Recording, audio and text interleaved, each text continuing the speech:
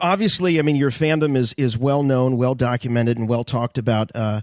But how did you actually get this gig? Well, it was in part because I talk about Star Wars a lot. You know, in animation, we talk about movies a ton, of course, and Star Wars is one that's right in the crosshairs for everything that we're talking about. Uh-oh. Somebody's trying to call me. Sorry about that. No, that's okay. That's all right. Let me see. I'm going to put you on hold and see if it works. Sure, no problem. No problem. Sorry. That's all right. That's all right. We'll just let Dave take the call. It may be George, in which case, if it's George, it's all right. If it's George or his wife, or it's okay. Sorry about that. Hey, that's all right. I said if it's either your wife or George Lucas, it's okay. That happened once during an interview.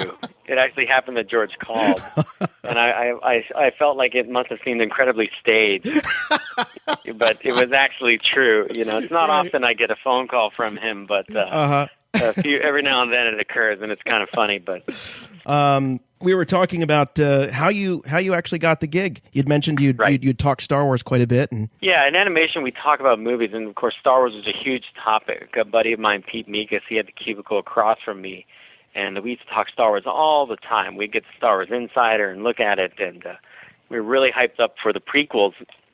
And of course, when that Phantom Menace came out, as you know, the fan base kind of split into a whole bunch of subcategories, and I hate Jar Jar, I didn't like this, but I did like this, and I like that, and it became a huge, big debate among the fans, which is very interesting, actually. And I was kind of known back then as, I guess, the apologist, because I would explain to my friends who were kind of upset, guys, you got to look at it this way, because if you see it from this point of view, you'll like it more, and you got to just hang in there for this. And so I kind of became known among my group of friends for that, and so each time a movie would come out, they'd discuss it with me, and I'd go over what I thought, was happening in the plot or whatnot. And, though there were many things that who could predict, like 3PO being, built by Anakin and things like that, but I just always tend to look big picture, and I tried to actually pay attention to the story I was being told and not really, interject or impose the story I wanted to see. I think that's a big thing you have to do when watching these movies that we feel we have such ownership over as fans, So I had been talking about Star Wars a lot, and this friend of mine, Chris Pronowski, who also is an animator, he found out about this job, and I didn't even know it existed, and he actually recommended me for this job without telling me, actually. He just told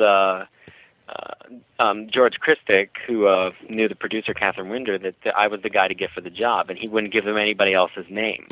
He was pretty insistent. Wow, now that's a friend.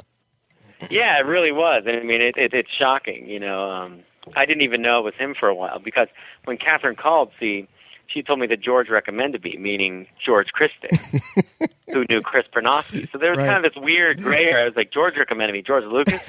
That's no way. There's no way he's watching Avatar. I'm sorry. Maybe, but I doubt it, And so I was that's why I almost hung up on her. I mean, that's a more detailed version of why I thought that was a load, bull, to be quite precise. And, luckily I didn't hang up on her, and, the rest, now I'm making Star Wars, so that's kind of bizarre, but that's how it went down. Hey, this is Dave Filoni of Star Wars: The Clone Wars, and you are listening to Rebel Force Radio with Jason and Jimmy.